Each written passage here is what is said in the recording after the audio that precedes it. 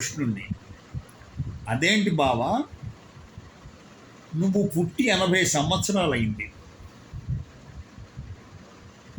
కృష్ణుడు పుట్టి దేవకీదేవికి పుట్టి 80 సంవత్సరాలైంది. అంటే భారత యుద్ధం చేసేటప్పటికి కృష్ణుడి వయసు 80 సంవత్సరాలు, 80 ఇయర్స్. అర్జునుడు చిన్నవాడు.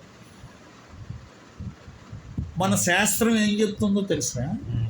ప్రస్తుతం ఉన్న సూర్యుడు పుట్టి 197 కోట్ల సంవత్సరాలు, 197 crore ఇయర్స్ అయింది మనకున్న ఈ సూర్యుడు. కృష్ణుడు ఎప్పుడు పుట్టాడు? 80 సంవత్సరాలు అయింది. సూర్యుడి వయస్సు ఏమో 197 కోట్ల సంవత్సరాలు, నీ వయస్సు ఏమో 80 సంవత్సరాలు.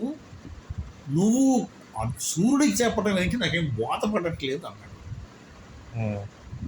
నా మాట నీకు కానీ అర్థమైందా? ఇప్పుడు నేను పుట్టి మా తాతకి పేరు పెట్టానని ఎవడైనా అన్నాడు అనుకో, అది నవ్వు వస్తుందా రాదా? నవ్వు వస్తా.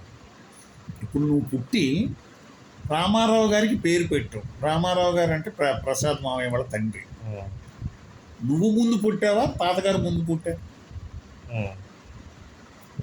అంచేత అర్జునుడు ఏమడిగాడు? నువ్వు పుట్టి 80 సంవత్సరాలైంది, ఎప్పుడో చాలా కోట్ల సంవత్సరాల క్రితం పుట్టిన సూర్యుడికి నువ్వు ఈ రాజయోగం చెప్పటం ఏంటి? నాకేం బోధపడట్లేదు అన్నాడు. అప్పుడు కృష్ణుడు చెప్పాడు, నాయన నువ్వు నేను ఎప్పుడూ ఉన్నాం. ఇప్పుడు కాదు, అప్పుడు కాదు, ఎప్పుడు ఉన్నాం మనం. ఈ సృష్టి ప్రారంభమైన దగ్గర నుంచి అంతమైపోయే వరకు మనం ఉంటాం. ఆ జన్మలన్నీ నాకు గుర్తున్నాయి, నీకు గుర్తులేవు.